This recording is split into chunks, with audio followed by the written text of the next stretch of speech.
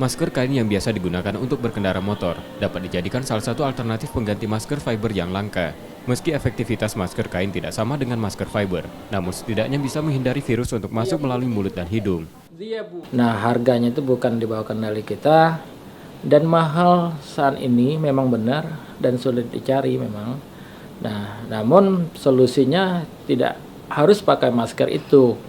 Yang penting kita pakai penutup masker lainnya, pengganti masker lainnya, seperti misalnya masker yang sering digunakan untuk pakai kendaraan sepeda motor, boleh.